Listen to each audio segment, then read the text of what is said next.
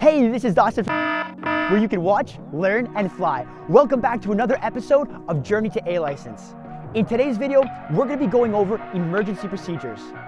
If you're new here, we'd love for you to join the team by subscribing to the channel. We'd love to hear from you, so go ahead and leave those comments and questions down below. And if you like this video, please let us know by smashing that like button. So welcome to the Gear Counter. Now considering we're going to be using this to skydive, we need to make sure that it's working properly.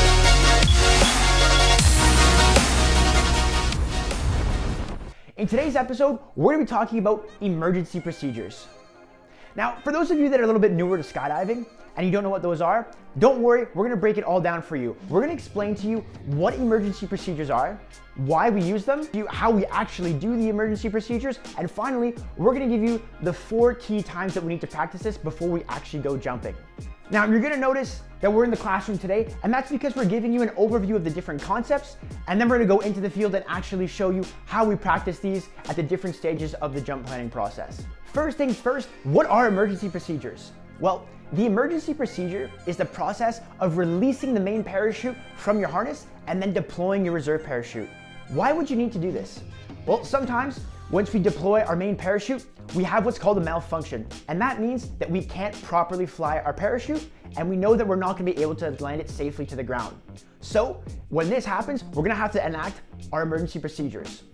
Now, what's important to note about emergency procedures is that not everybody does them the same way.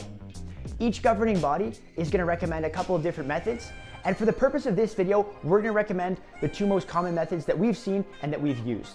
Now, before we get into showing you how to actually do these, we want to take you through the anatomy of the rig.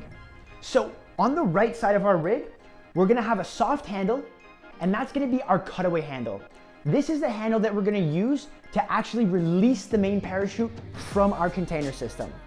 On the left side, depending on what model of harness or container you have, you might either have a soft handle like I have here, or you might have a D-ring or a metal handle, and that's the actual reserve deployment handle.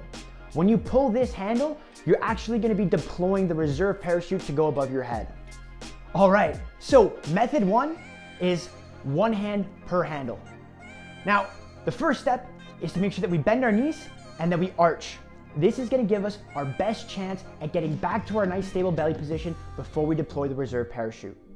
The second step is to locate our cutaway handle, which is on the right side.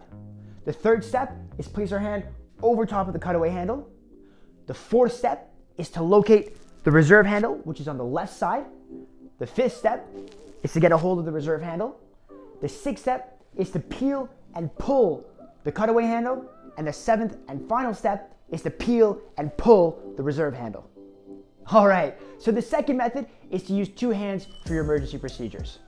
Like the first method, the first step is always to bend those knees and get into that nice arch body position. Step number 2 is to locate your cutaway handle, which is once again on the right hand side. And then step 3 is to place your right hand over top of your cutaway handle and left hand over top of your right hand. Next step, which is number 4, is to locate the reserve handle.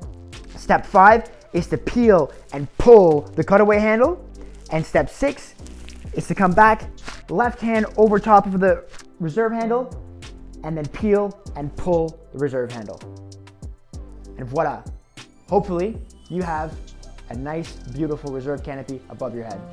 You're gonna notice for emergency procedures that everybody is constantly practicing these. We want to make sure that we are on top of this skill because we never know when we're actually going to have to use it. So the next item on our list is when should we practice our emergency procedures? Well, we've identified 4 key times that we should be practicing our emergency procedures over the course of our skydive.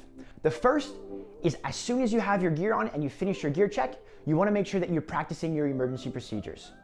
So next is right after your dirt dive. So you've just finished rehearsing your jump. Now it's time to practice our emergency procedures for the second time. When we're going through this practice, we want to make it as realistic as possible. So as soon as you finish rehearsing that dive, you want to make sure you go through the entire deployment sequence and picture that parachute going above your head. Once we've done that, we want to assess any potential malfunction. And after that, we've determined that the parachute is unsafe and we're not going to be able to land it. So at this point, we know we now need to do our emergency procedures. The next time we want to do that is when we're doing our mental rehearsal in the plane. And then again, same thing, we're visualizing deploying that parachute and having it open. Once we've done that, we want to practice our emergency procedures just to be ready in the event that it does happen on our skydive. Of course, we're not hoping for that, but we just want to be ready.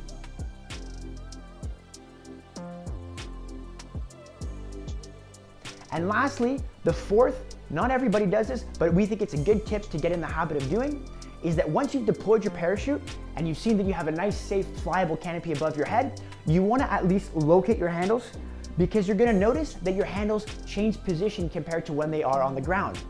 When you're standing up on the ground and the harness is nice and tight, your handles are actually going to be lower than once you've deployed your parachute and you're sitting in your harness. So it's a good idea at this point to locate those handles and even visualize yourself doing the emergency procedures, because in a real life situation, if you have a high speed malfunction and you're spinning really fast, the handles are gonna be in a little bit different position. And that's a wrap for today's video. Thank you guys so much for watching. We hope that you guys learned something new. Here's to praying that you're never gonna have to actually use them, but remember to practice, practice, practice, because you're never gonna know when a malfunction might happen and you're gonna have to do those emergency procedures. Remember to click the link in the description below to check out the full article, and we'll see you guys next time. Blue skies.